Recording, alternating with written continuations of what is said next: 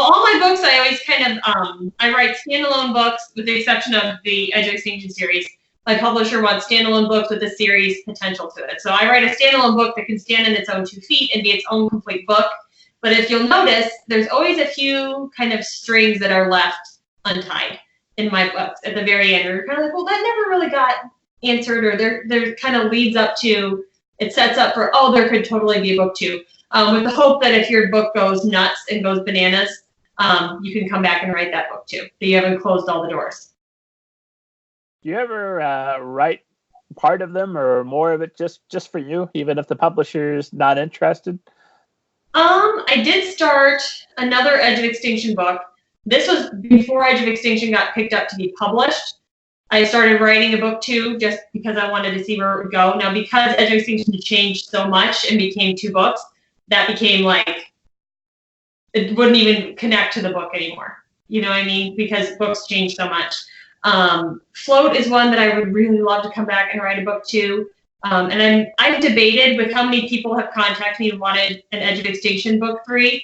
Like, well, if my publisher doesn't want it, maybe I just write it and offer it up to people self-published style. So that might be something down the road eventually, because so many kids want a 3rd Edge of Extinction book. And I have it in my head already. I have such a limited writing time as it is with 3 little kids and life being as busy as it is right now, that when I do have time to write, I'm usually, writing a book, copy editing a book, or working on getting ready to publicize and launch a book. I've always got 3 balls in the air.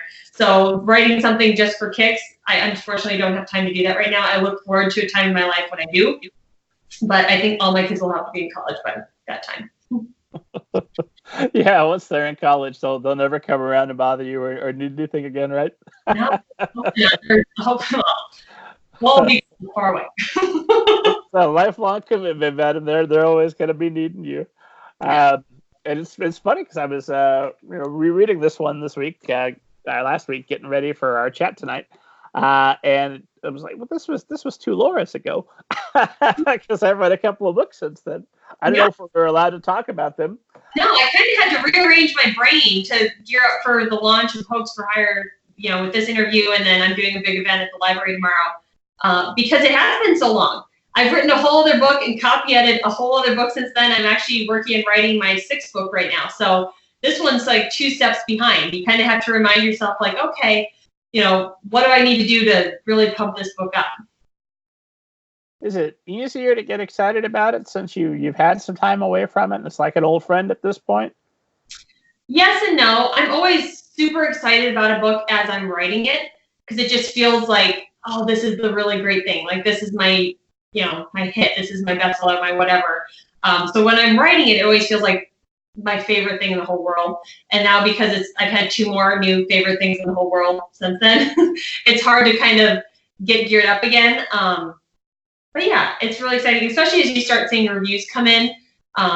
It's interesting to see what other people think of it, because such a slim amount of people have actually read it. Even our writing group has not read it as it is now, with the exception of you. I mean, it changes a lot in the editing process. So once you start hearing what people think about it, it kind of rekindles your excitement in it, because you get to hear from your readers, which I think as an author is one of the best parts of what we do. Obviously, this time around, it's going to be only 5-star reviews, because only a fool would publish a 4-star review. So I'm assuming it's going to be all 5-star reviews for Hoax for Hire.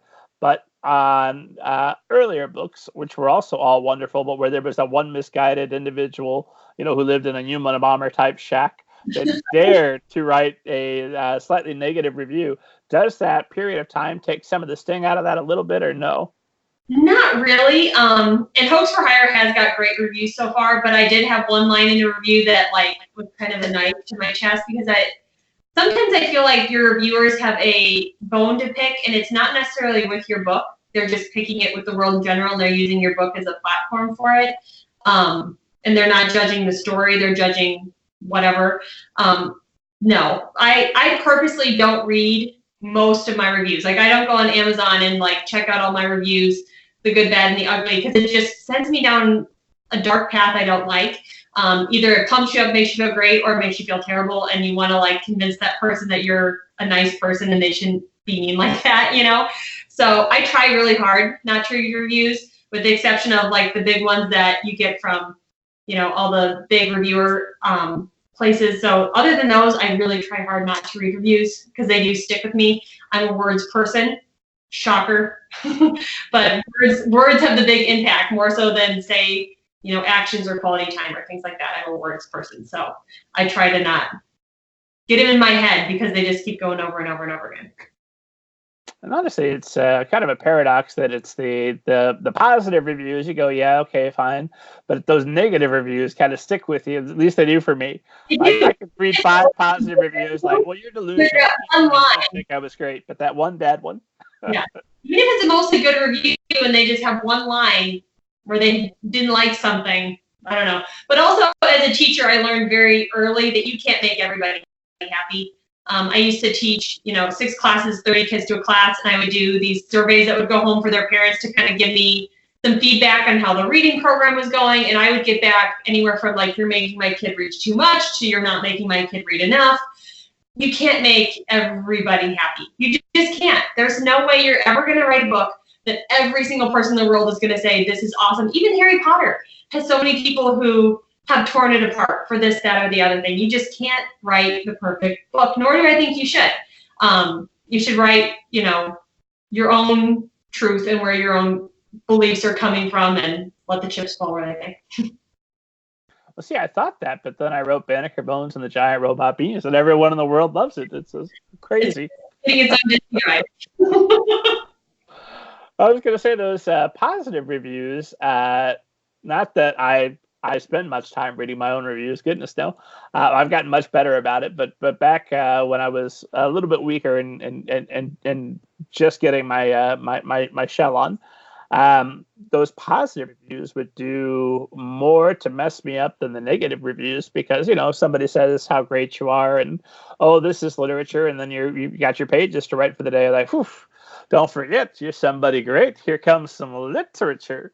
When really, that's not what got that first book to that person that's going to like it. And if you listen to them and try to write the book that you think they want, they're not going to like that second one. So you got to put all that stuff. Reviews, they're not for you. They're tremendously helpful. God bless the reader that takes the time to leave a review.